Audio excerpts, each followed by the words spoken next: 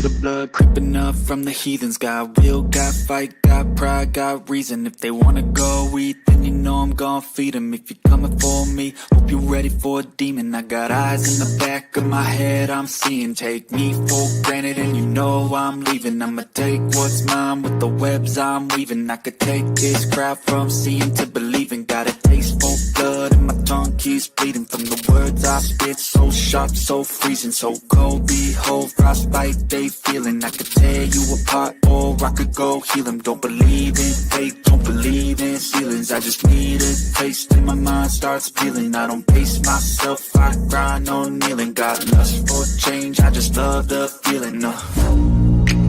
I ain't gonna give up. Got too little time, I'ma live up. Head down, push forward through the tough times. Cause anything worth doing is a tough climb. And I ain't gonna give up. Got too little time, I'ma live up.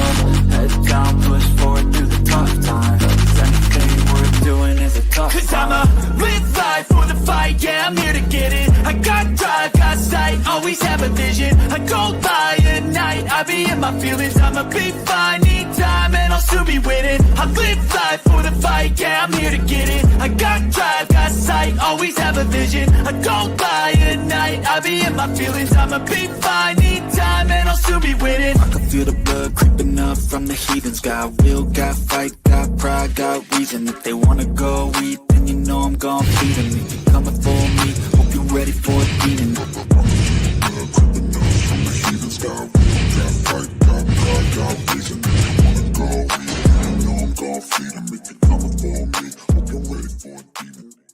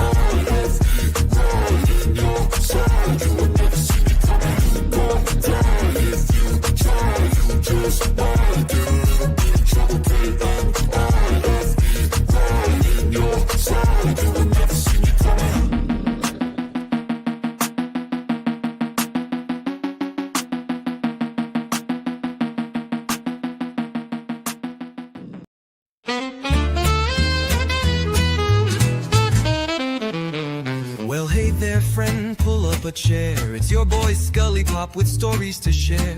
From the page to the stage, I've done it all. Books on the shelf and curtain calls. I whisper tales in the dead of night with a little ta-ta-ta just to feel right. And if you need some tingles down your spine, ska, ska, ska, yeah, that sound is mine. So buckle up, it's quite the ride. We're going deep, no need to hide. Where the entertainment doesn't stop. You're tuned in now to Scully Pop. So close your eyes, then enjoy the glide. And we'll see you on the other side. I've read my novels by candlelight with every chapter feeling just right. I'm the author that reads to you slow, with rhythm and rhyme in every flow. My fingers snap, the mic goes hot. Live from the heart, I give all I got. A little jazz, a touch of noir, mix in some ASMR and you're not far. Ska, ska, ska, ta, ta, ta, let the rhythm carry ya. Ta, ta, ta, ska, ska, ska, feel the story, feel the vibe.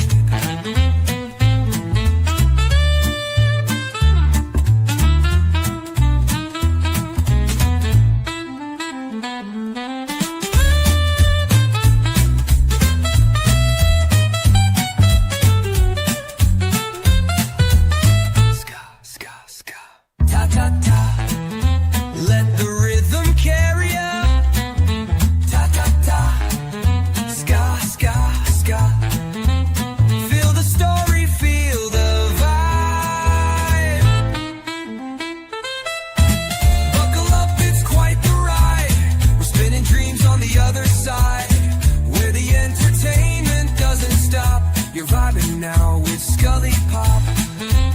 So dim the lights and let it slide, and we'll see you on the other side. Yeah.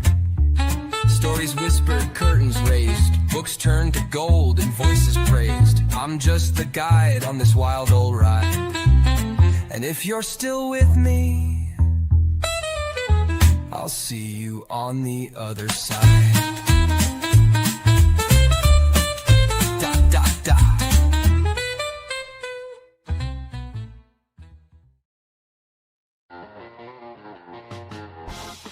Okay, Gator Pop. Gator Pop. Hey, Miss J, I see you. Welcome to the show. Welcome. Duchess.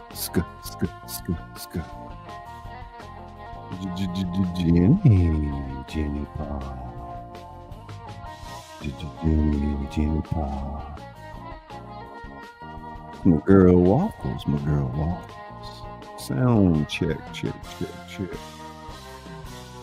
Broska extraordinaire, TWP popcorn. Tingle. Hello, Rudy. Welcome to our show. Misha, hey, darling. How you doing? Caucasian Sasquatch. Right? Bond and Bourne. None pop. Michael Burking coming in first there. How's everybody doing tonight? I'm your host, Scully Pop, where the entertainment doesn't stop. Moderator extraordinaire, Stony Baker MD, in the house. Stony Baker MD. Cloud kicker.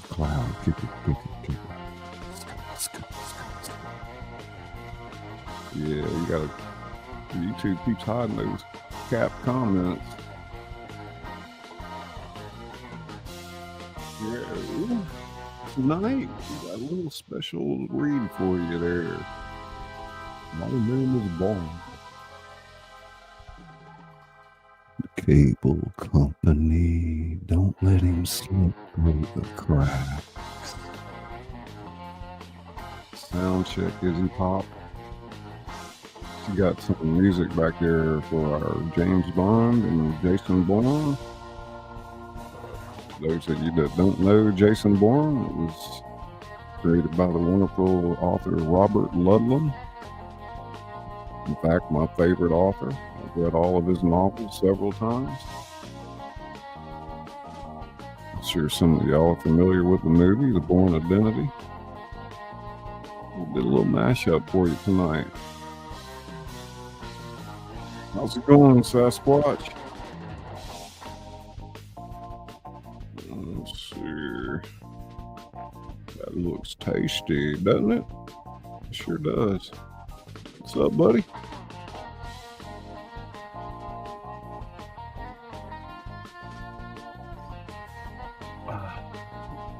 Yeah, I'm gonna play some music with this one tonight. I'm not gonna do it a cappella. I got a backlist Izzy's working on. In fact, I got one video in the vault right now, ready to go. So, okay.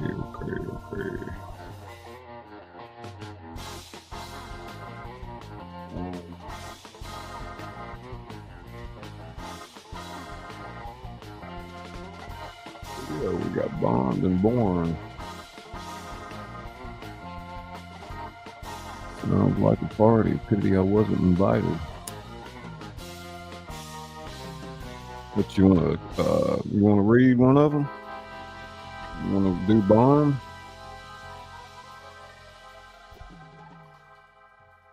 My name is Bond. I'll play Jason Bourne.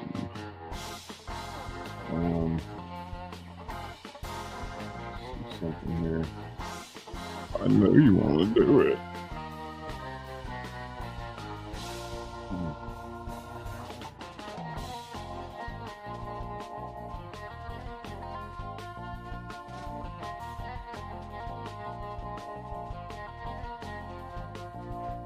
I'll just forward you the script, Caucasian. Get your ass up here. Let's go. Woody Pop. Hey, Scott. Tony Tingles. Hang on. Pats fan. What's up, buddy? Coming in hot. Always appreciate you. Thank you. Let me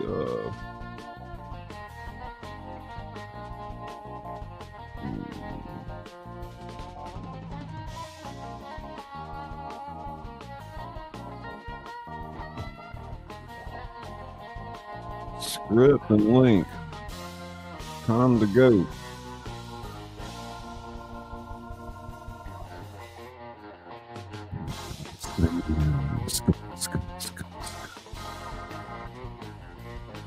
Appreciate that. Harold Hardrado received a gift membership by Pat's Fan.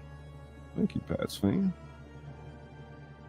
I'm gonna give Caucasian a minute to get up here. I sent him the script.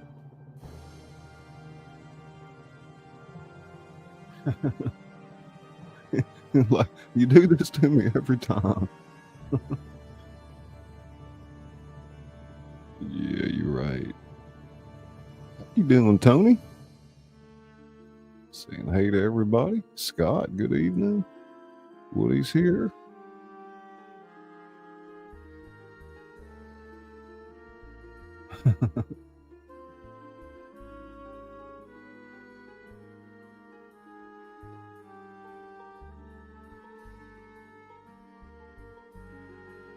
That's weird. Did they change that? Sent one Scully Pop gift membership. Jenny. That was popping. That's what's popping.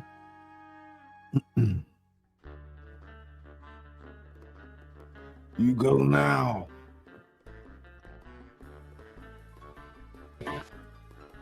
Ooh. There you're right.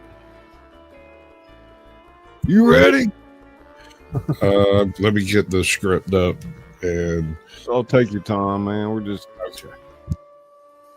What did you do before? Was it Bond or Sherlock? I was Bond. You were Sherlock. Okay, well that works good. You can do Bond again, and I'll be Jason Bourne.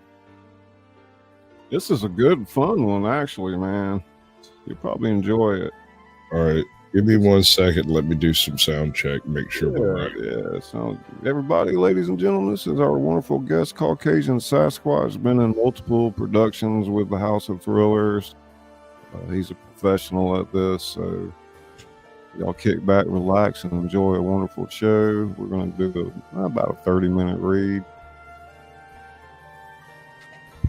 Get myself right over here. That's some of my new video art I've been making there. Got some wonderful new prompts I'm working with.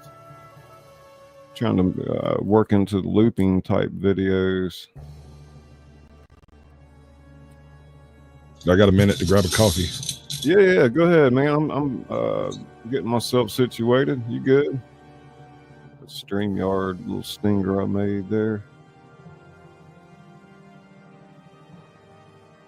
But, yeah, I put this together. Ended up being a little bit longer than I had anticipated. It's a good scrub. Good little mashup. I also plan to mash up the Breakfast Club with the Grease. Requests for that. A few days ago, somebody said, 8675309 for a good time. You got awesome bones, man. Isn't that cool? That StreamYard graphic I made.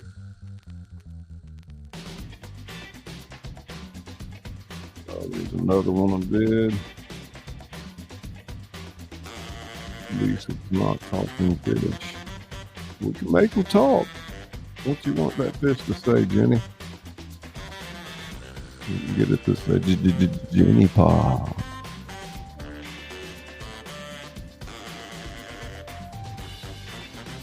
Yeah, that's what we'll do. We'll start animating animals and making ASMR videos for our members.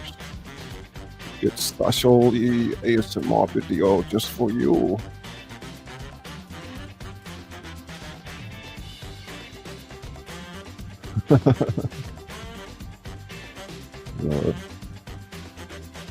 Message. Oh, you get the horns.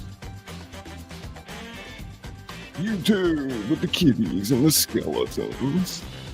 Yeah. It's got the Mad Max feel, yeah. The motherfucker. Shanska. Tuber tables.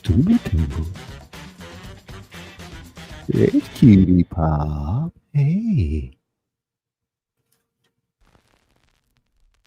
Mm-hmm. Don't let me miss anybody. Izzy Pop. Izzy Pop. Izzy Pop.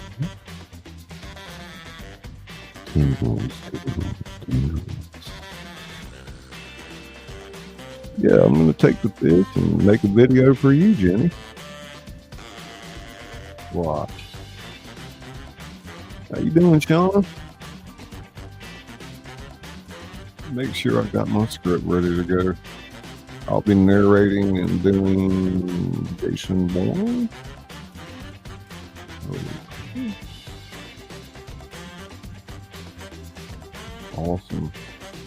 Awesome. Seeing a lot of familiar faces out there. Very cool. Hi, hey, Sydney. Got a special show tonight. You ready? We got a special guest coming up. Getting ready to read the James Bond part while I do Jason Bourne. I guess there's a few small other parts that I'll do. Well, Sasquatch works really well with us. He knows kind of, we can pick up little things here and there, like odd parts. It's total chaos. We got like 10 people up on panel.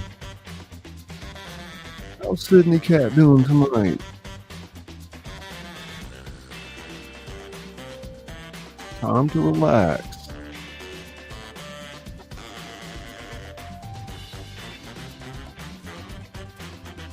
Diamond Painting Cutie. What a cool name.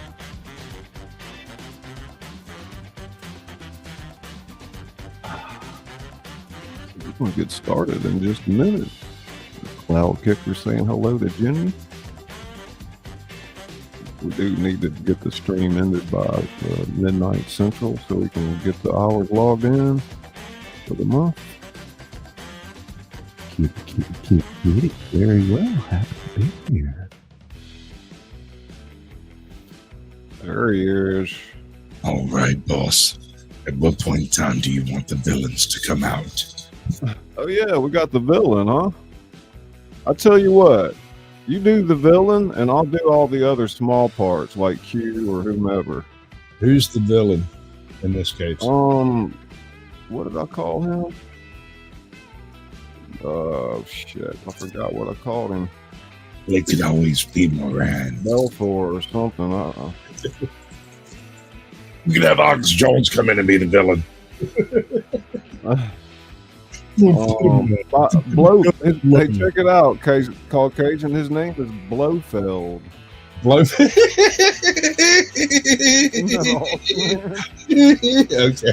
All right. Let's see. I mean, you'll have to kind of see what comes out, and roll with it. But yeah, Blofeld.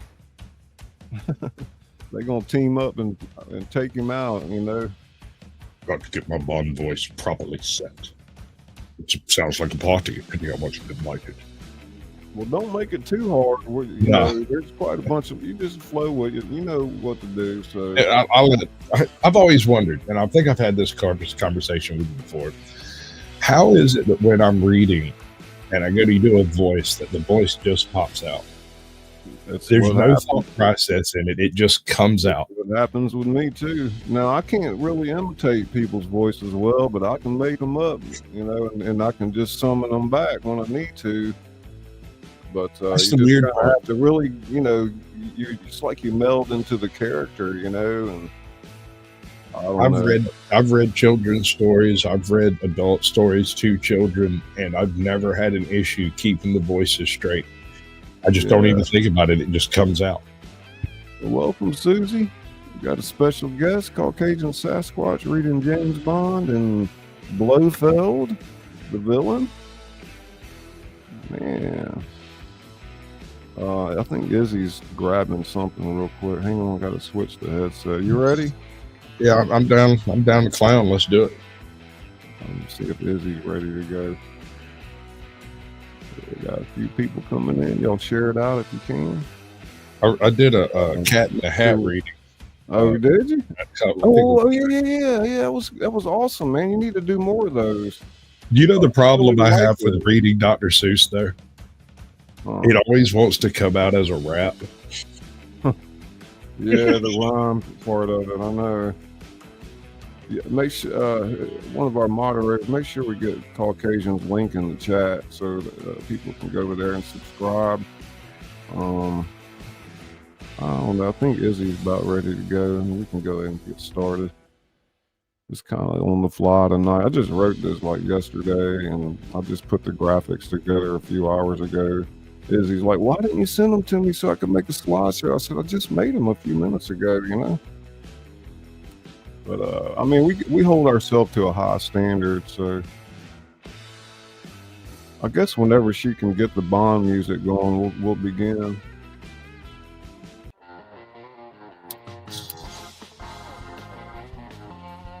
Wait, is that some secret agent man type stuff I hear? Oh, Lord. I made that today. I made a few stingers with video prompts, like very elaborate.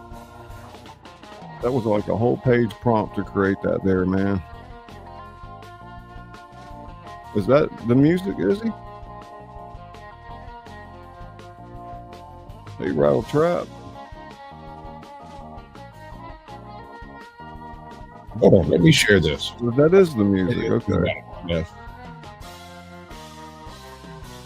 Let's start with something a little slower, though, and work into that song later. Perfect, okay. I'd like to welcome you to the House of Thrillers. I'm your host, Scully Pop, where the entertainment doesn't stop. Tonight, we're going to be reading The Rogue Protocol, When Titans Collide. Jason Bourne meets James Bond head on. We also have a special guest reading with us tonight, Caucasian Sasquatch, playing the part of James Bond in Blofeld. The rain fell in sheets across the London skyline, drumming an incessant rhythm against the bulletproof glass of MI6 headquarters. Inside, M studied the dossier with a grave expression. The contents disturbing enough to warrant breaking protocol. The situation called for extraordinary measures. You're certain we have no choice? She asked, not looking up from the file. Her intelligence chief nodded solemnly. Blofeld required something we thought impossible. The complete Blackbriar files. With those in his possession, every covert operative from both our agencies is compromised. Then pressed the button on her intercom. Send him in. The door opened to reveal James Bond, impeccably dressed despite the early hour. His steel blue eyes quickly assessed the room's tension. 007, M began. What I am about to tell you, you cannot leave this room. When has it ever? Bond replied with a hint of his characteristic charm. We're facing an unprecedented threat. Ernst Stavro Blofeld has resurfaced with technology and information, puts both MI6 and the CIA at risk. For this mission, you'll be working with... She paused, knowing how Bond typically operated. A partner. Bond's expression darkened slightly. I work alone, as you well know. Not this time. This operative has specialized knowledge of the stolen intelligence. Knowledge you need. Before Bond could protest further, the door opened again. The man who entered moved with a controlled economy of motion that Bond recognized immediately as military training. There was something more, an almost predatory awareness. Average height, nondescript brown hair, but eyes that missed nothing. Bond had encountered enough trained killers to recognize one instantly. Commander Bond, meet David Webb, though you may know him better as Jason Bourne. Bourne's face remained impassive, but his eyes were calculating, clearly running the same assessment on Bond that Bond had just completed on him. I don't like this any more than you do, Bond said, his American accent clipped and direct. But Blofeld has the Blackbriar files, which means he has names, locations, and operational detail of every deep cover agent from Treadstone and its successor programs. Why should I trust you? Your reputation precedes you, Mr. Bourne, not particularly known for your cooperation with intelligence agencies. A ghost of a smile crossed Bourne's eyes. Likewise, Commander. I've read your file, too. We both have a habit of going rogue when it suits us. M intervened before the tension could escalate. Gentlemen, your mutual distrust is noted but irrelevant. Blofeld has established a compound on a private island in the South China Sea. He's planning to auction the intelligence to the highest bidders in 48 hours. Your mission is to infiltrate the island, recover or destroy the Blackbriar files, and eliminate Blofeld. Eliminate? Bourne questioned, his eyes narrowing slightly. Is that a problem? Sure. Hey, I've spent years trying to escape being someone's weapon. Blofeld, he's behind the resurgence of Treadstone. Wake up, he funded the operations that turned people like me into assassins against our will. So no, Commander Bond, elimination is not a problem. M slid 2 files across the desk. Your covers and equipment details. You leave in 3 hours. Q will provide the necessary tools. Part 1. I'm sorry, man. I'm a little bit winded trying to You're doing read. good. Yeah. I'm hip to it. I like it. Awesome, awesome. You've got a lot more to read than I do, though, so take your time. Yeah, I see that. I would have had a whole lot more if you weren't here, though. Let me get a I second. might be able to do a decent M. I don't know. Tell me what y'all think. Let me find a good M line. Let's see. Your covers and equipment details. Leave in 3 hours, Q. We'll provide the necessary tools. I don't think so. That doesn't work. Nah, I think there might be a line in there from Q. You can do him if you want. And what would Q be like?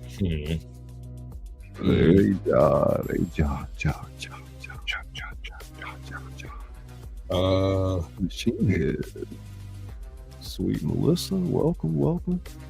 Y'all pull up a chair. We're getting into it. 569. Let's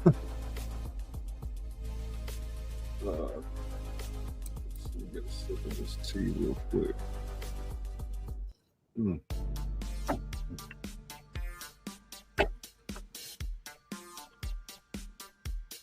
I need a Q line. Where does Q pop in? I can't remember. I don't know if I took it out or not, or what I did.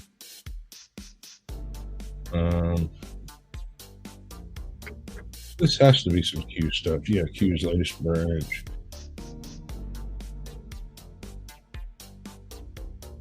I don't know. I can't even remember hardly. We'll burn that bridge when we get to it. Yeah. All right. The private jet streaked through the night sky over the South China Sea.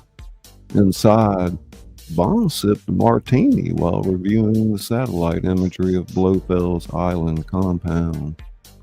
Across from him, Bourne methodically field stripped and reassembled a Sig Sauer, his movements practiced to the point of muscle memory.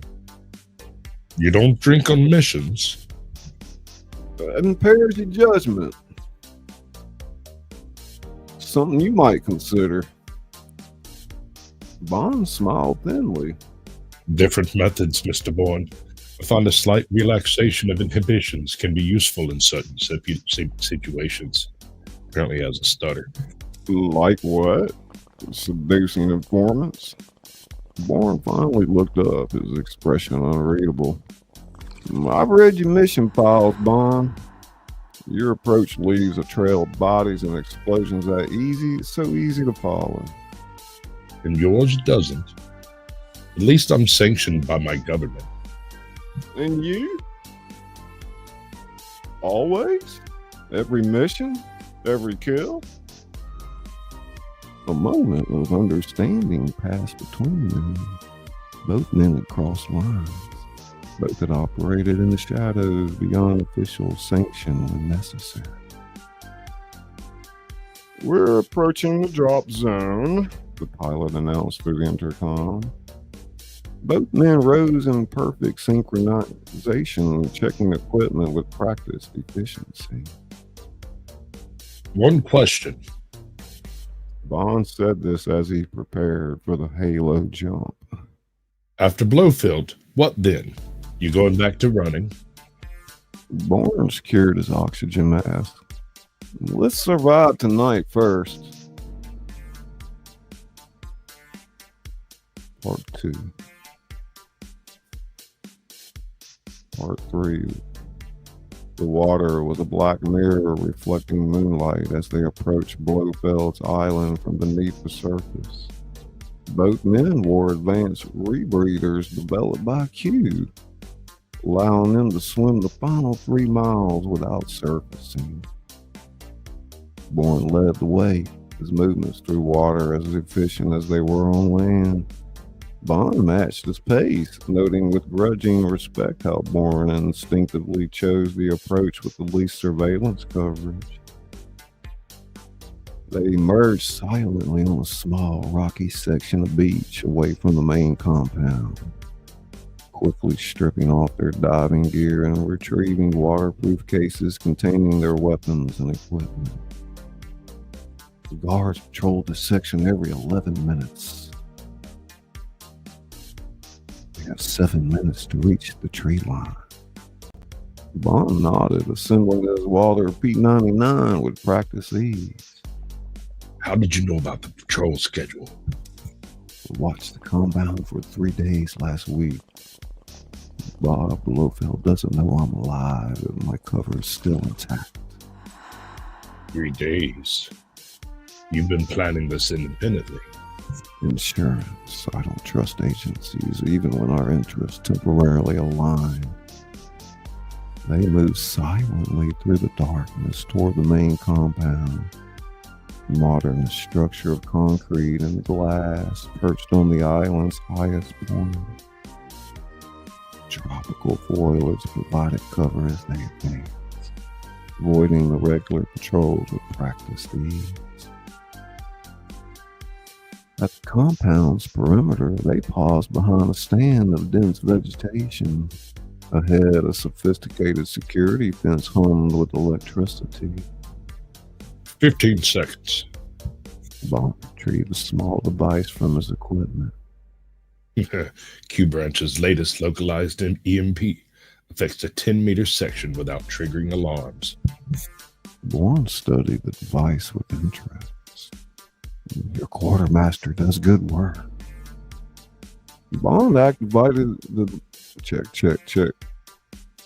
Bond activated the device and a section of fence went dark. They slipped through quickly, making their way to a service entrance. The server room will be in the central building, likely underground. Bourne consulted a mental map of the facility. Heavy security, motion sensors, heat detection. And Blofeld. Top floor penthouse suite with panoramic views. He likes to watch his domain. Bond checked his watch. The auction begins in 2 hours. Blofeld will want to verify the merchandise before showing it to buyers. We split up. I'll secure the server room, delete the files, and find Blofeld. Bond considered the plan. Made tactical sense. Something in him hesitated to trust Bourne completely. How do I know you won't just disappear once you have the files? Bourne's expression hardened slightly. Because unlike you, I don't want to be found. Those files are the breadcrumbs leading me and dozens like me. I want them gone more than anyone. After a moment, Bourne nodded. Very well. We rendezvous at the extraction point in 90 minutes, with or without success. They moved in different directions. Bourne slipping toward a maintenance shaft that would give him access to the lower levels, while Bond made his way toward the main building's core, where an elevator would take him to Blofeld's penthouse. Part 3. Let's do a break here for a sec. Hey, Faye. Do it. Doing good, man. Hey, Khadijah. We got a special guest, CaucAsian Sasquatch, reading with me tonight. Hey, Wolf. Welcome. Disco Bob in the house. Susanna. A lot of people pop anywhere. Hey there, anywhere. Hey, ja. Bad Bakey. Robin him. Tingle. Tingle time, Robin. Ooh, it's hot up here. Right. Somebody done turned the AC off on me, I think. I don't know about you, man, but just about every time I'm streaming doing something like this, it don't matter how cold it gets, I'm hot. Yeah, sweating by the time you get done. A lot of people like that. And that's the weird thing. I can sit right here in this chair and not be streaming, and I'm fine. I turn on the freaking ring light, and it ain't but a small little ring light. It's not heat from the light. It's stress from streaming. Lord mercy. Yeah, I've been dripping sweat in the summer doing a live stream a few times. A few bad ones myself. We had our AC go out at the height of summer. I was in the middle of a 3-part stream. Ooh. It was bad, dude. I was over here sitting in a puddle. Like 87 degrees in the house, huh? Bro, no, dude, it was 102 outside. I wasn't even looking for the thermometer inside. I didn't want to know. Golly, I'd melt. 93% humidity. Thank you for sharing that out. Appreciate that. Absolutely. I did it too. Did you? Oh, cool. Yeah. Where we at? Part 4?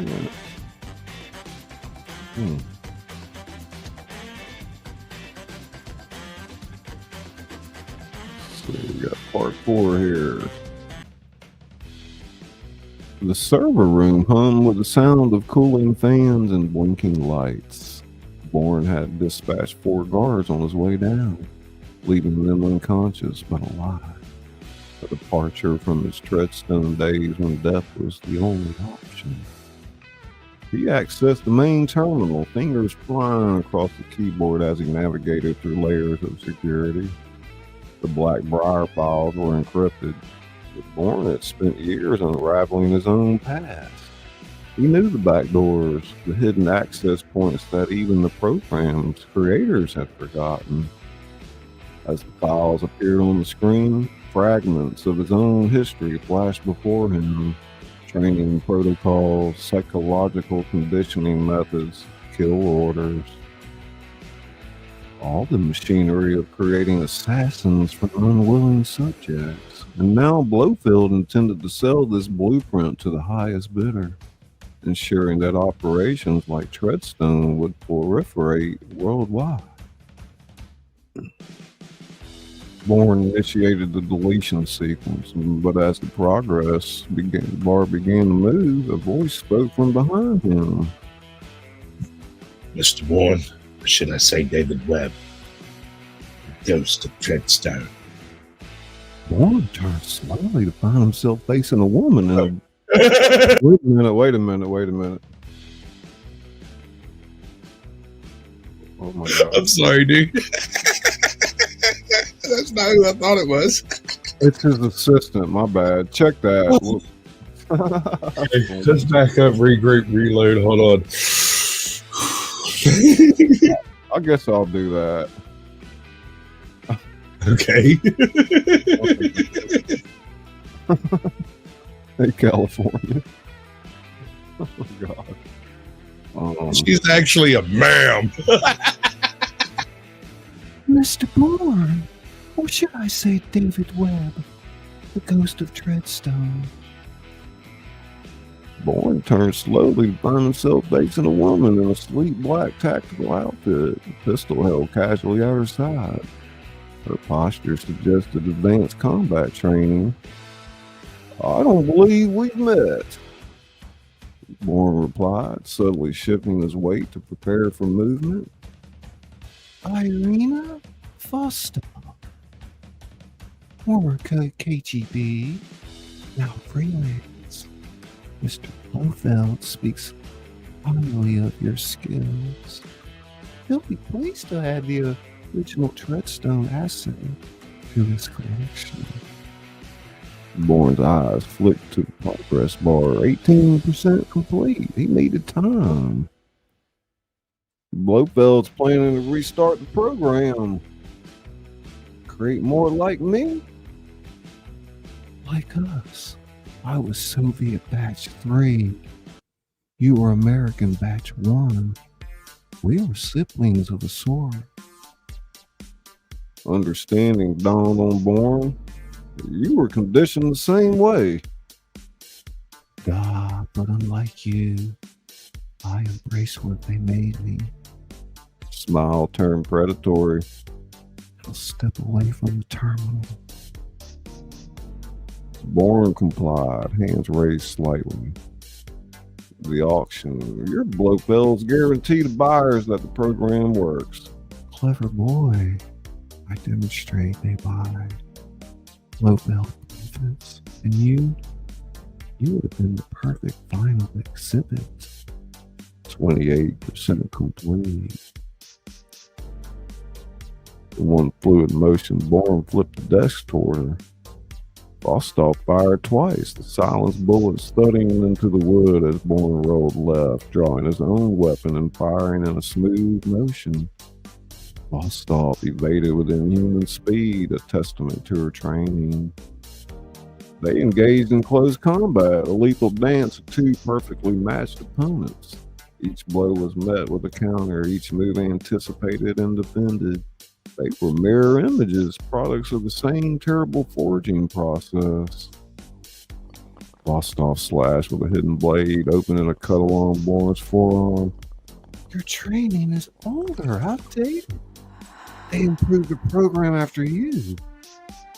Bourne used the momentum of her attack to throw her against the wall. They also made mistakes with redundancies in the conditioning. Her eyes widened slightly as Bourne spoke a sequence of Russian words, a deactivation phrase buried deep in the Treadstone protocols, designed to temporarily disrupt the conditioning. Vostok faltered for just a second, but it was enough. Bourne delivered a precise strike to a nerve cluster, and she collapsed unconscious. The terminal showed 67% complete. Bourne returned to it, accelerating the deletion process and setting explosives around the server room as backup. Whatever happened with Blofeld, these files needed to be destroyed. Part 4. Oh my god. Take a breath, bro.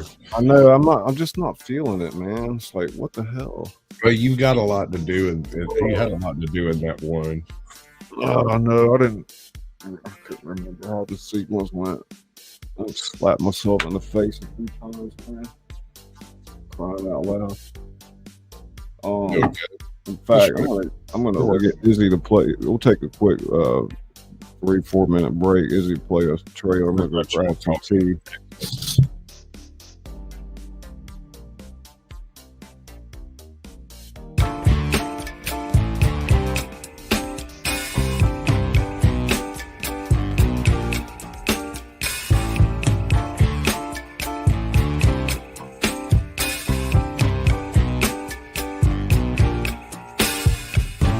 I'm overheated,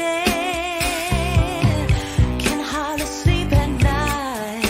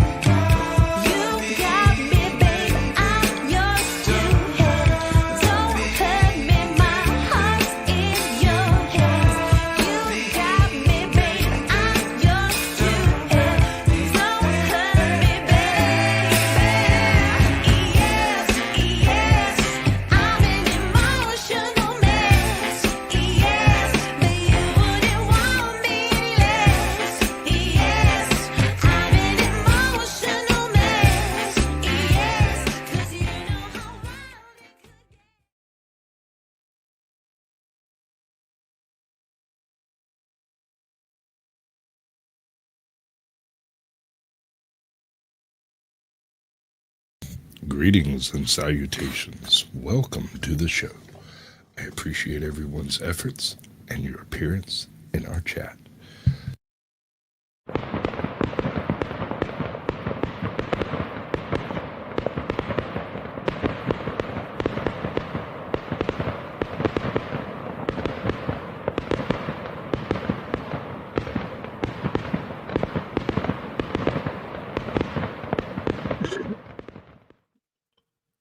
All right, I'm back.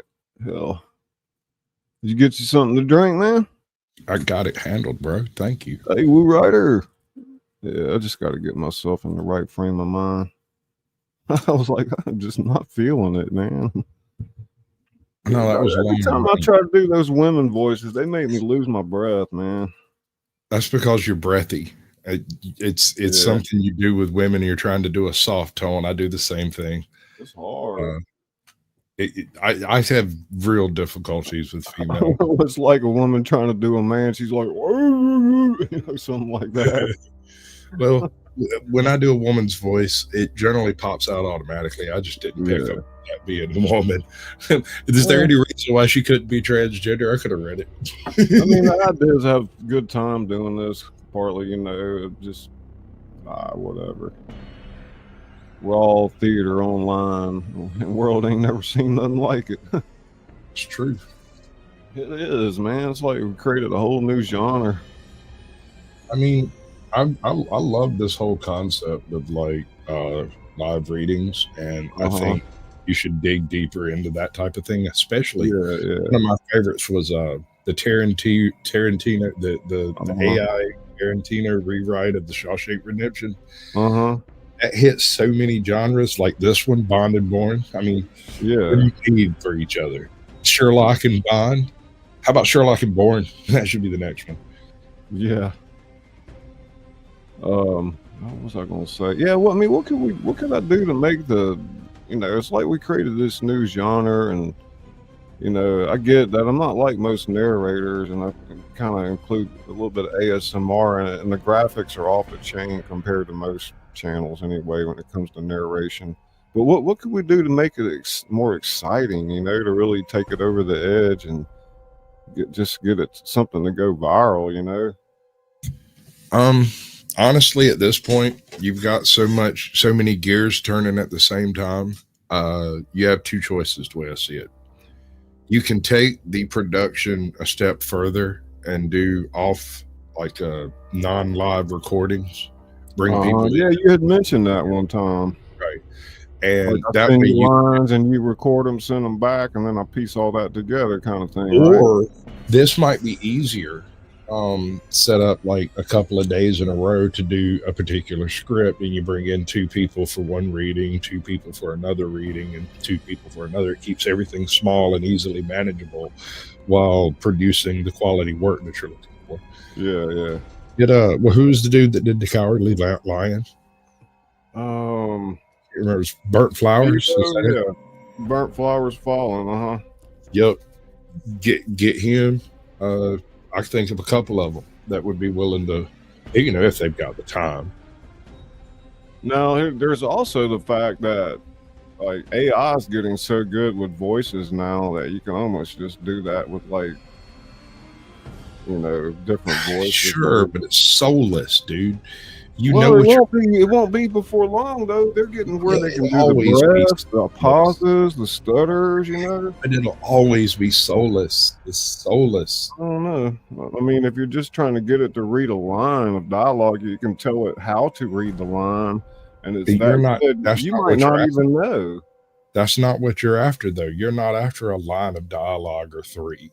You're after a reading by a person. Well, I do like that too, but I'm not unwilling to throw paint on the wall to test the unknown. Sure. Like right now, I'm on the side. I'm trying to start a few different businesses that are away from this, and I'm really working with these new smart models that have just come out, and I'm trying to create jobs or services that the world's never seen.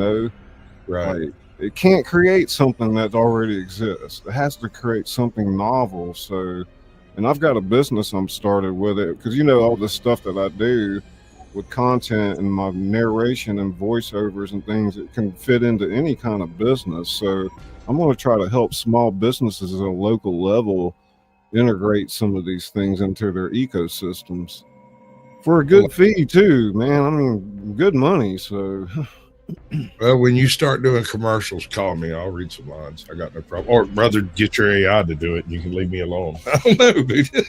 I'm down. Or I could clone your voice.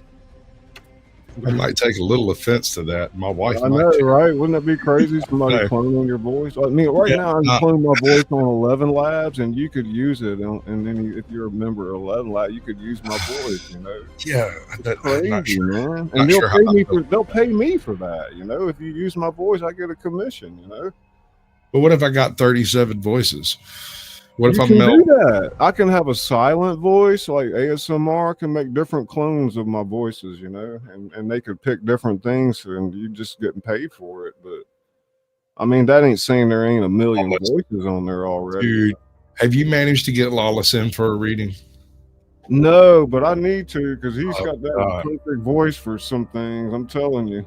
Oh yeah, no, he would make an excellent villain voice.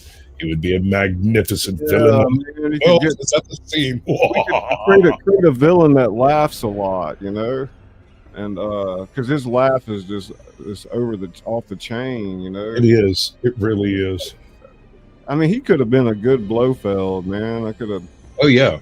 Had like when one of Blofeld's, we'll say the Blofeld's problem was he couldn't help but laugh when he spoke. You know, every time he speak, he would speak through a laugh, and I mean, he would make a really good Black Joker. yeah, man. I mean, there's definitely there's so many people I want to read with us. You know, I just need to reach out, man. My health is starting to get really better now. You know, I went through a lot of stuff last year. You know, you probably heard of things here and there, but yes, sir. They're starting to straighten my ass out, man. It's been a long time, long road, but you got to do what you got to do. Everybody in chat, let's have a look there before we start. Everybody's Woo Rider, California Ford. It's good to see you. New channel I've been following. Looks like all the usual suspects out there. Have y'all ever seen Disco Bob? You know who that is? Sounds familiar. He does dances with roller skate and reviews different food items, but I love his roller skate dances, and he's really good, man. And he put a couple out a week, and it's just a few minutes long, but like they're great. Robin, how you been doing? Shit. And Sasquatch, I need to come up and on your show one night, you know, me and you do something on there, you know, maybe just a duo or something. Tell you what, I don't know what level of StreamYard you pay for, but they've got a guest streaming thing that I've figured out how to use it with the redirect that I have on my channel. I'll start and do like 30 minutes and then redirect everybody who comes in over to your channel so they can finish watching whatever.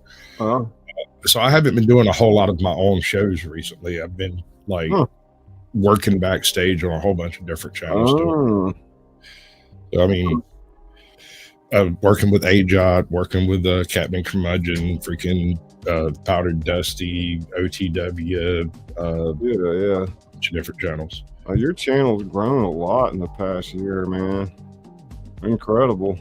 I broke my phone a couple of months ago, and I haven't really uploaded any shorts since then. So I've kind of stalled out for about a month. I'm supposed to be doing that. That's part of my plan and my, business model. But I just got to get on there. I'll tell you how you do it. This is the easiest way I've found. You don't always feel like doing a short, and things don't always seem funny. So rather than trying to do, shorts when things don't seem funny, you just wait around until one day when you got the giggles. And you sit down and do 20 of them, upload them all to YouTube, and then schedule them out over the next few weeks or whatever. And then within the time of those running, you'll come across a moment when you've got time and you're not doing nothing, scrolling through, laughing at it anyway. Give some honest reviews, honest reactions, honest thoughts on it. You never know what's going to go. All right, let's get down here to part 5. I wanted to try to end this before midnight tonight. So let's get moving here. Bond moved through the upper levels with practice stealth, dispatching guard with silent efficiency.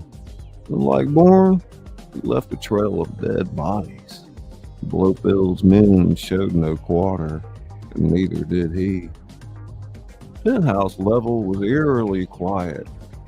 Bond emerged from the service corridor to find an opulent space of marble and glass, offering panoramic views of the island and ocean beyond. In the center, a large circular desk faced the elevator, but the chair behind it was empty.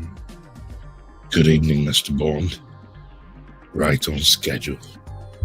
Blofeld stepped from the shadows of an adjoining room, his scarred face partially illuminated by the moonlight streaming through the windows. He looked exactly as Bond remembered, sane, cold, calculating eyes that had tormented him through so many encounters. You've led me on quite a chase since our last meeting. Bond remarked, keeping his Walther trained on his nemesis. A necessary retreat to plan a greater victory. Though I must admit, I didn't expect you to bring Mr. Bourne into our little game. That was unforeseen. Bond kept his expression neutral, not wanting to reveal that Blofeld's knowledge of the Bourne's involvement surprised him. The Blackbriar files? Where are they? Blofeld gestured dismissively. Being prepared for auction as we speak. Imagine it, Mr. Bond. Dozens of intelligence agencies and private military contractors, all bidding for the blueprint to create the perfect assassins. The world will never be the same.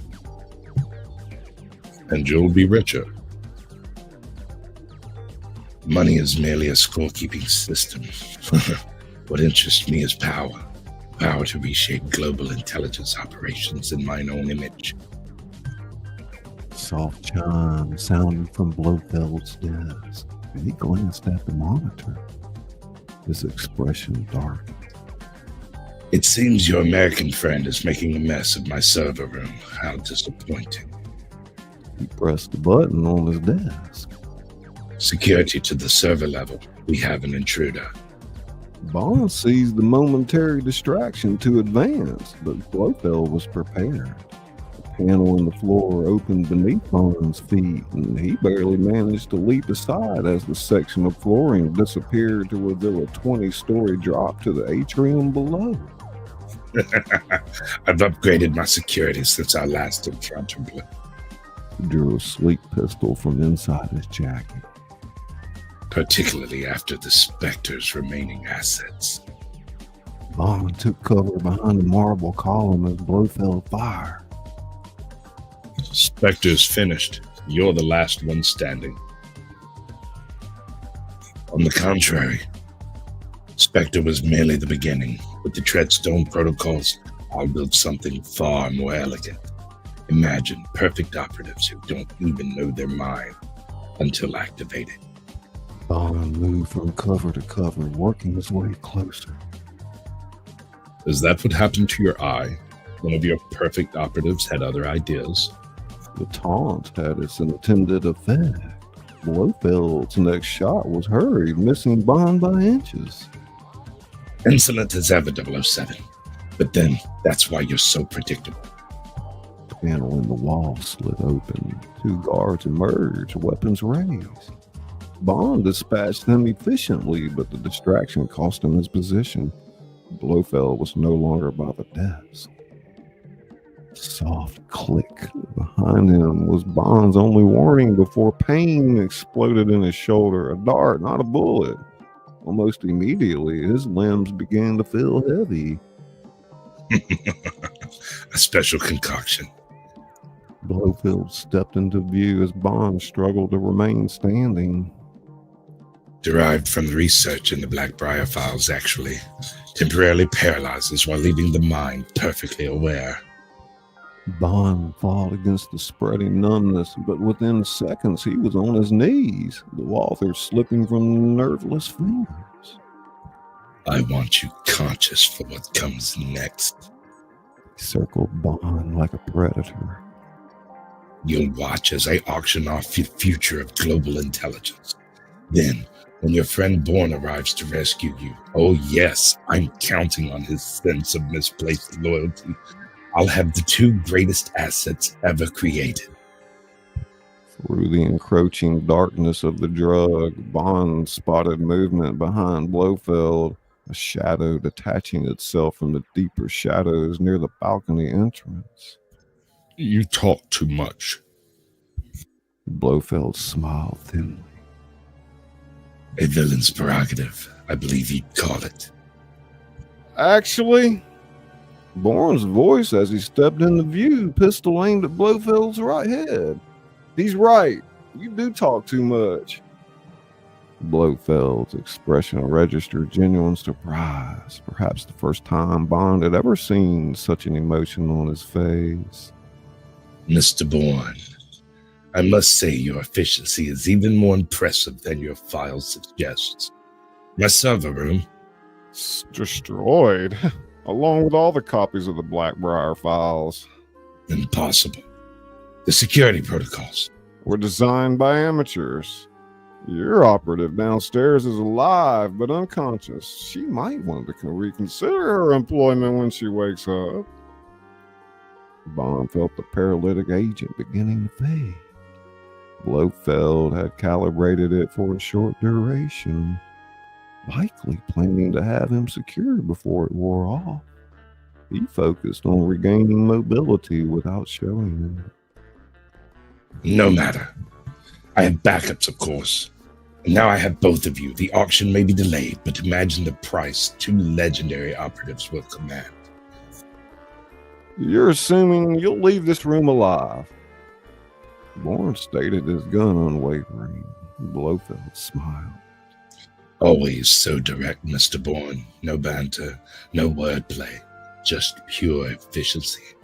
That's what made you the perfect weapon. But perfect weapons don't make their own decisions, do they? He spoke a sequence of numbers and letters, an activation code from the Treadstone protocols. Bourne's expression didn't change. Those codes were the first thing I eliminated from my conditioning. You have nothing to use against me. Blofeld's smile didn't falter. Perhaps, but what about against him? He gestured toward Bond. Bond felt a short pain lance through his head as Blofeld spoke another sequence. Not Treadstone this time, but something else. Something that resonated in a part of his mind he didn't recognize.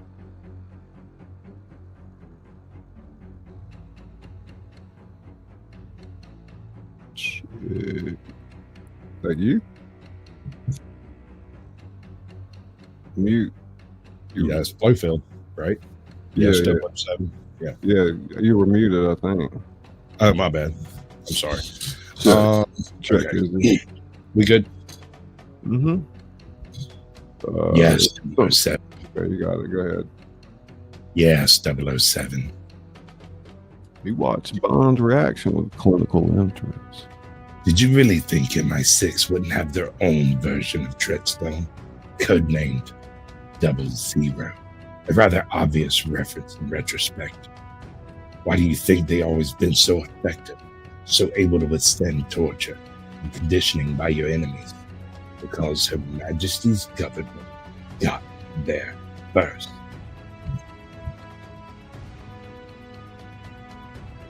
Oh, shit, I lost my place. Bond fought against the fog.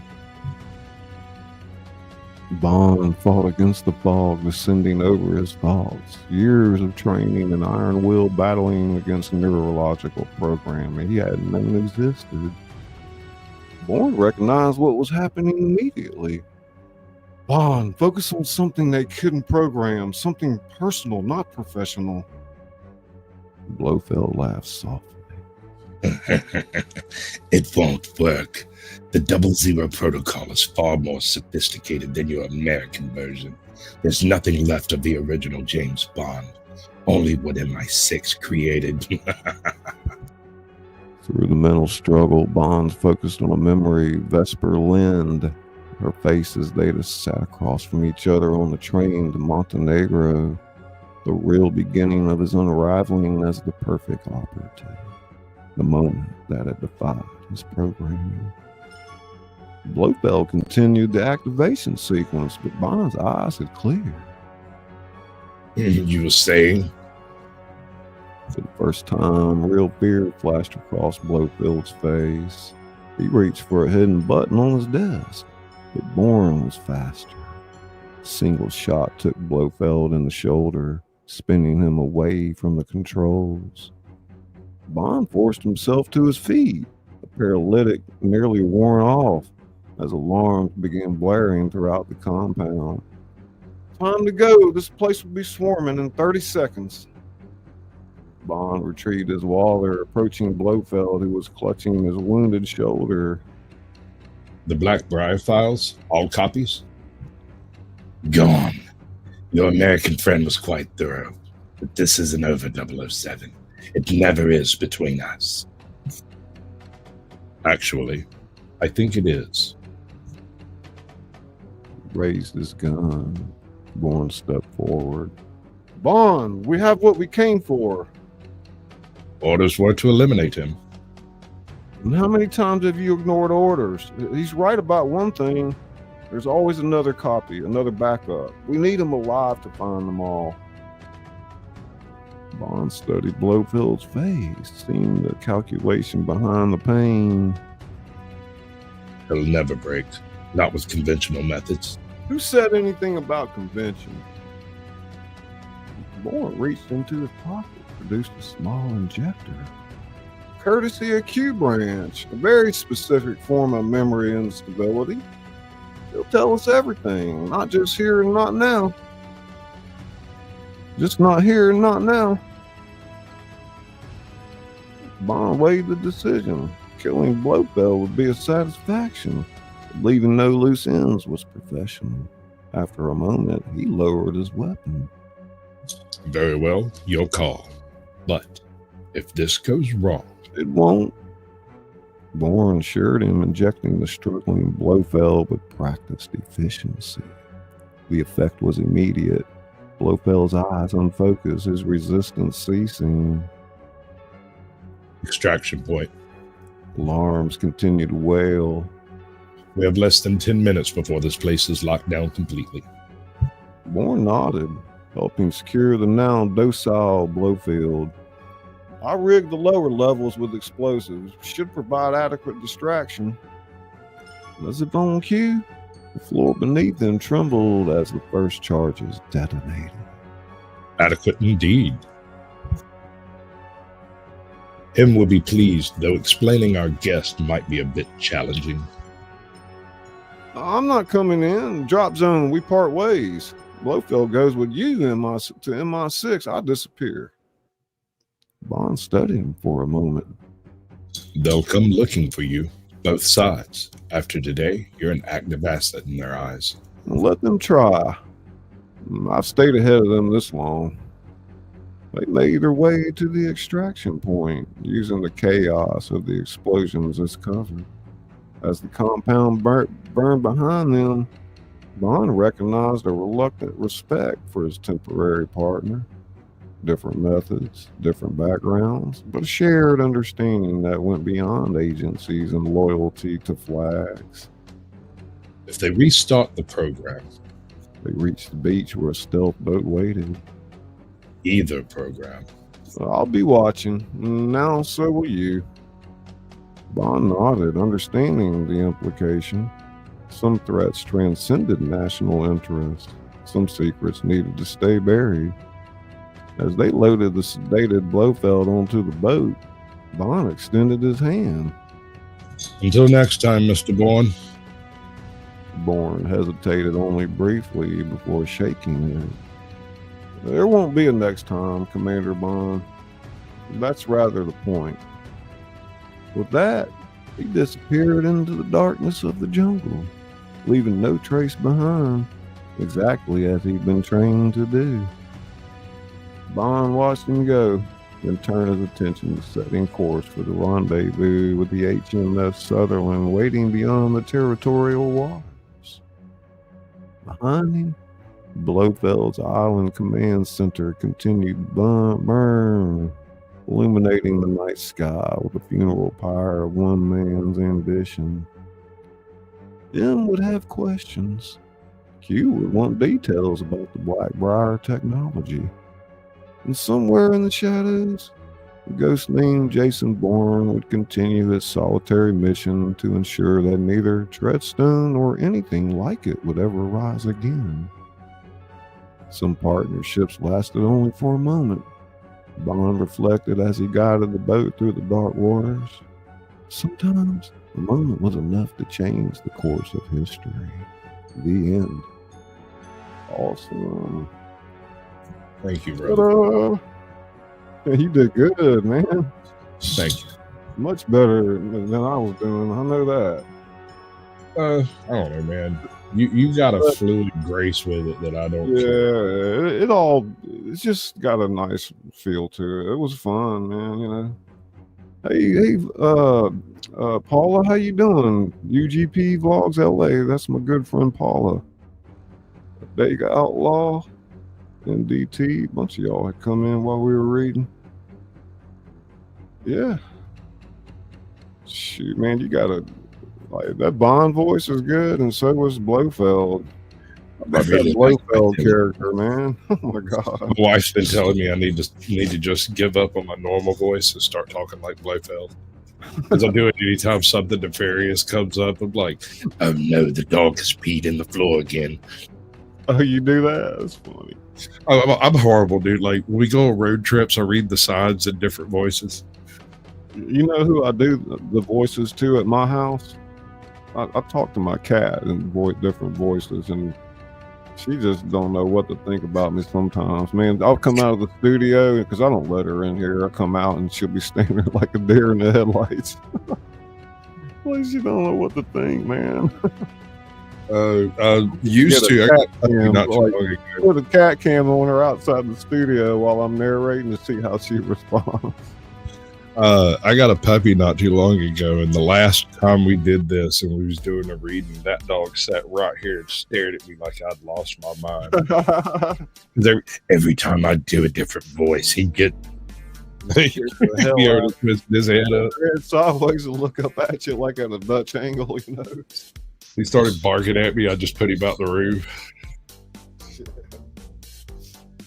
Yeah, I've been doing a lot of short stories this year, Sasquatch, man. That's a lot of mashups and different things. It seems to be my thing. I like mashups.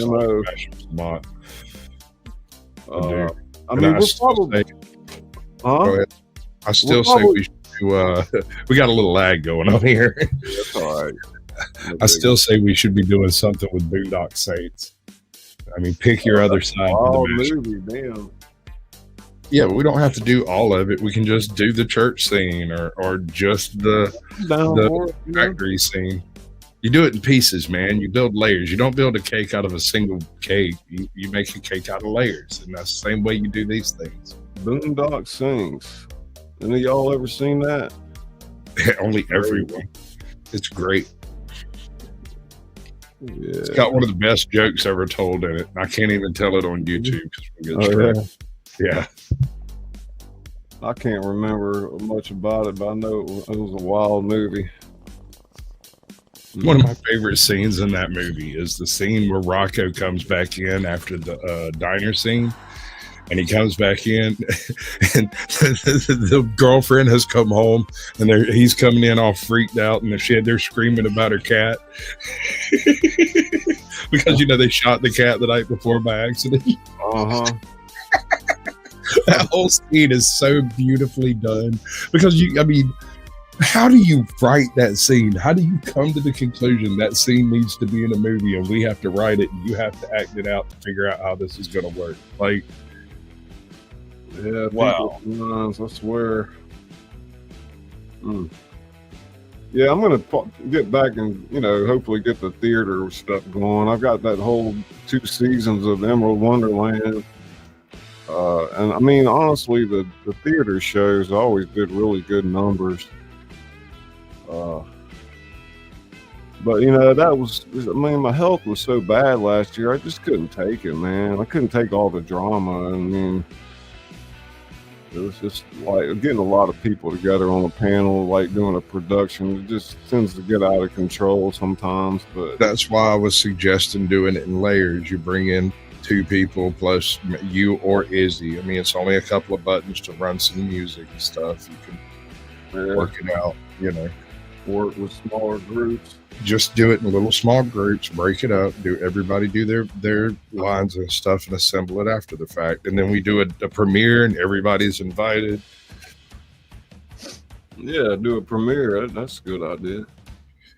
Hell, I've never even done a premiere. You probably won't get a whole lot of traction on it to start with, but you got to start somewhere, and this would be the perfect type of stuff. You can even do it in sequence. Like you could do like 10-minute lifts on it. So rather than doing the entire script all at once, you can do all the scripts and all the lines and everything and then release it in 10-minute sections. So you'll have a whole bunch of content to upload, have premieres on. Everybody gets all kind of ways like that. Yeah, it's true. And that keeps it a small enough batch of stuff to do that it's not overwhelming to try to accomplish. Yeah, for real. So what you got going on right now? Probably go do some production work on the Powdered Dusty if I had to guess. I don't know that he's live. Let me check. Yeah. I think they got your link, Yoda Pop. I think they got your link out there. Probably a couple of people come by and see what y'all got going on. I guess he is live. I guess they ain't got nothing fixing to happen. What's today, Wednesday?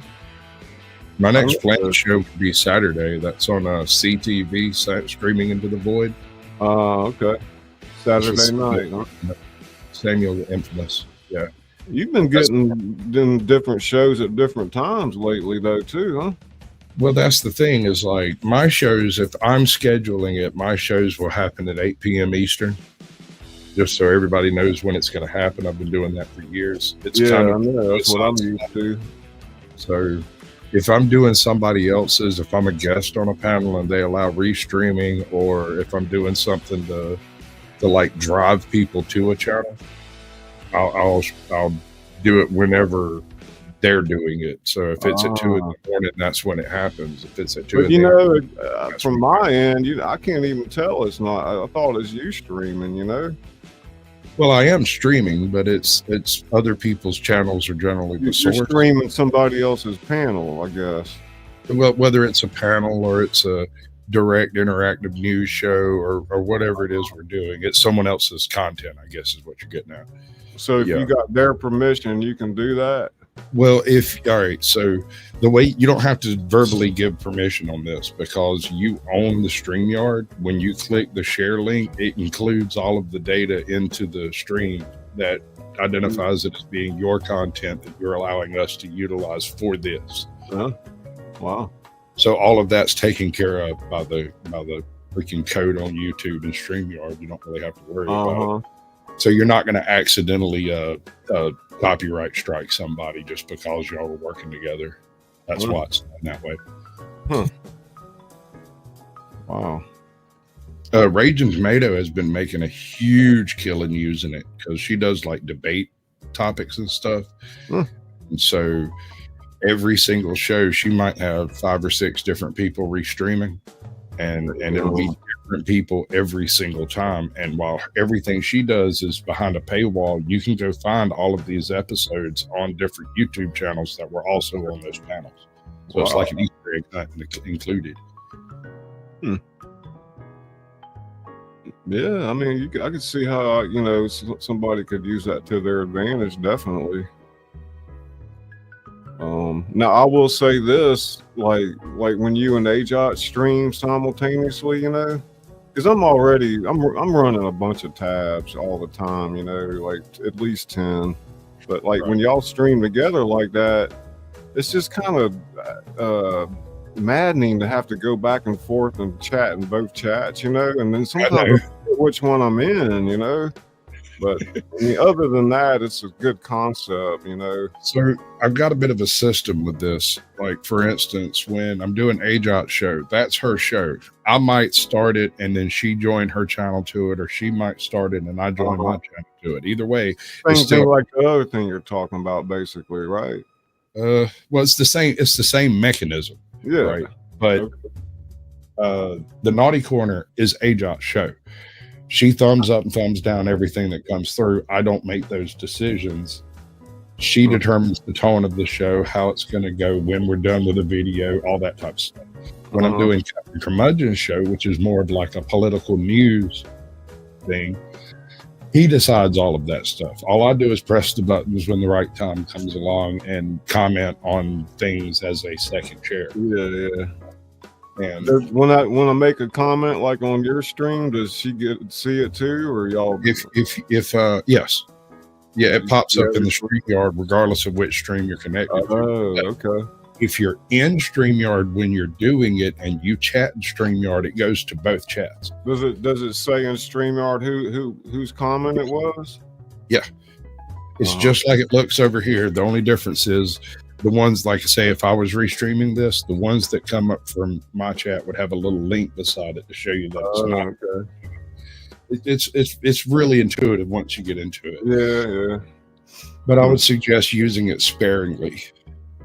Yeah, so, something to like think we're about. doing these types of readings. What I would do is come in right around, start at the same time you start, get all the notifications we can get on both sides, and then I would run the first 30 minutes of it, and then redirect my people over to yours to finish watching it.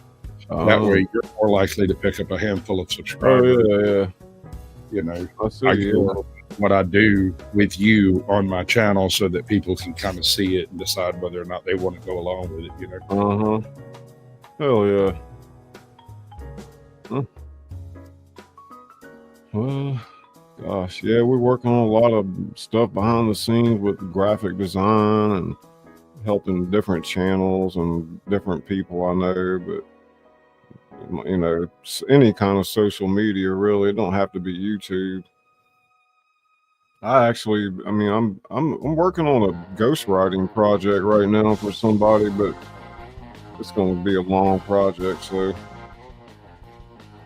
I'm actually ghostwriting a book for somebody, so it's like not just a short story.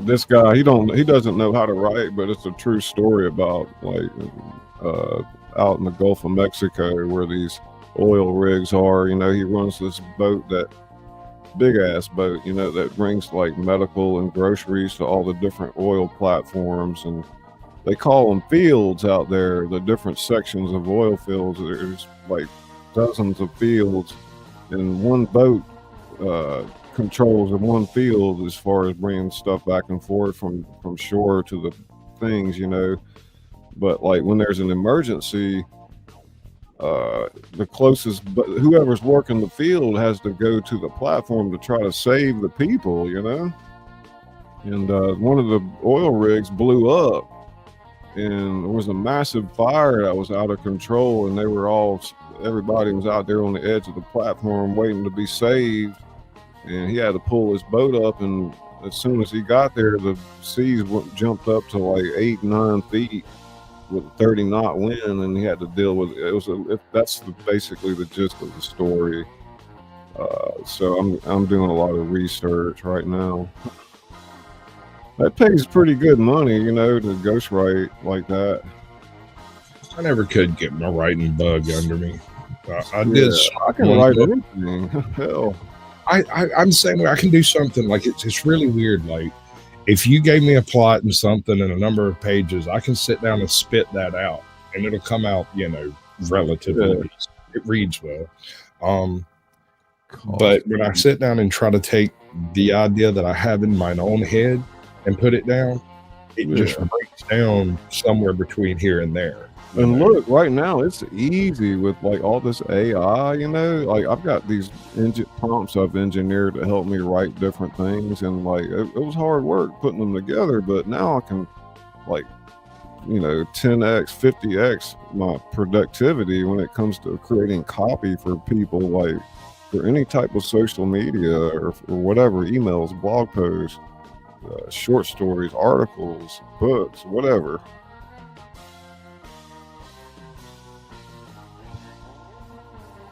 I don't blame you. I mean, I never had. I mean, this YouTube thing don't pay a ton of money. You got to have some side hustles, man. Sure. Until you My get literature bug was largely poetry, and it was in the imitation of other people, which is my literary professor thought was hilarious. Because you ever heard of Robert Service? I don't know about Robert Service. Robert Service. He was a poet that wrote during the gold rush era of the Klondike, and he wrote all about all the problems. It was kind of a tall tales writer in poetry, and he used a really weird rhyming scheme. And I got a bit. Hold on. Never heard of him. No. Here we go. I got it. The northern lights have seen strange sights, but the strangest they ever did see was that night on the marge of Lake Labarge I cremated Stan McGee. Wow, what a rhythm. Yeah, he's great, dude. I mean, all of his poetry reads like that, too. Wow. I've got a few of them up on my channel that I did. He's one of my favorite writers. But the professor I was talking about, he gave me the Robert Service book, and like a week later, I had written 14 different poems using every style that he used in his book. And he looked at me, he goes, "Dude, you do realize that people can't do that?" And I was like, "What do you mean?" He's like, "I give you a sonnet and you write a sonnet. I give you this, you write this. I give you that, you write that. And you do it immediately after you read it." And I'm like, "Well, that's how it works."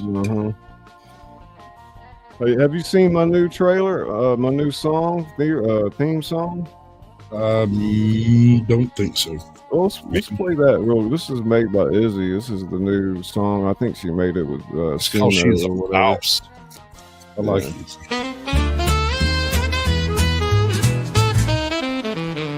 Well, hey there, friend, pull up a chair. It's your boy Scully Pop with stories to share. From the page to the stage, I've done it all. Books on the shelf and curtain calls. I whisper tales in the dead of night with a little ta-ta-ta just to feel right. And if you need some tingles down your spine, ska, ska, ska, yeah, that sound is mine. And buckle up, it's quite the ride. We're going deep, no need to hide. Where the entertainment doesn't stop. You're tuned in now to Scully Pop. So close your eyes, then enjoy the glide. And we'll see you on the other side. I've read my novels by candlelight, with every chapter feeling just right. I'm the author that reads to you slow, with rhythm and rhyme in every flow. My fingers snap, the mic goes hot. Live from the heart, I give all I got. A little jazz, a touch of noir, mix in some ASMR and you're not far. Ska, ska, ska, ta, ta, ta, let the rhythm carry you. Ta, ta, ta, ska, ska, ska. Feel the story, feel the vibe.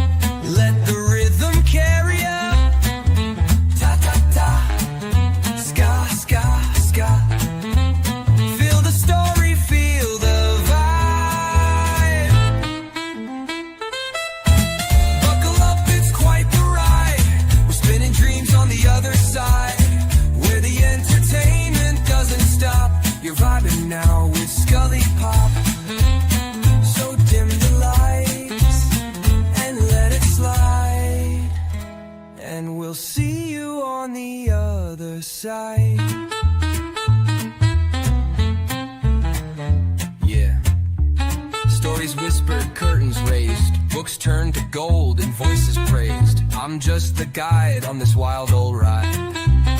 And if you're still with me, I'll see you on the other side. Dot, dot,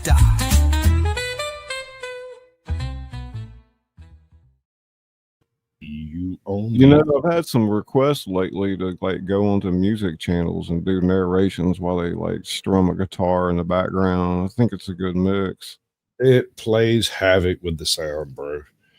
Yeah. It's all just, that trying to come through like one conduit. Yeah, no, here's the thing. When you're dealing with, especially when you're dealing with people that want to play guitars, they refuse to use things like background noise cancellation, echo cancellation, that type of stuff. Yeah, they want the control, huh? Right. And so do you doing your voice, and they're going to want the music higher, and you're going to want the music a little lower, and you'll never how they do that stuff, you know?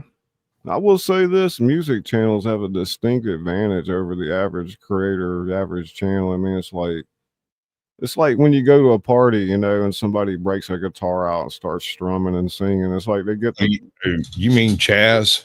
I hate Chaz. It's just easy to get like things going, and when you're a musician, you know, I mean, there's nothing against them, but I mean, then you've got people like me who are also at that party who absolutely hate Chaz and are waiting patiently for him to make everyone else angry, trying to play freaking Hootie and the Blowfish the 73rd time. Yeah, I would say definitely they take it a little far sometimes, you know, and it's like they're milking every teat in the room, but geez, man, ain't there enough to go around?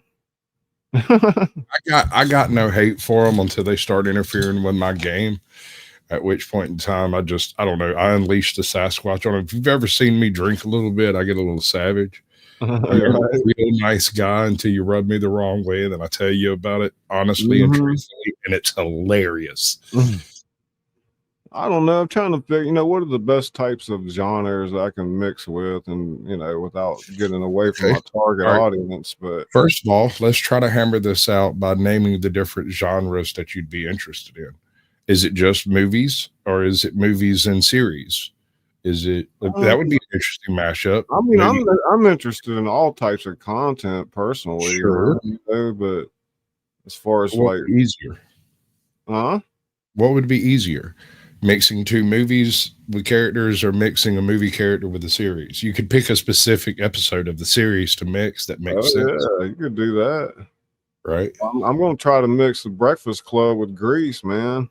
Oh my god! That's gonna be fun. Oh god, I wish I could sing. I couldn't carry a tune with a bucket with three people. Our Wizard of Oz production, we had some singing going on. It was pretty cool, man. But I have different control of my voice. Singing ain't it. Yeah, me neither. There are very few songs, like I could do some Johnny Cash.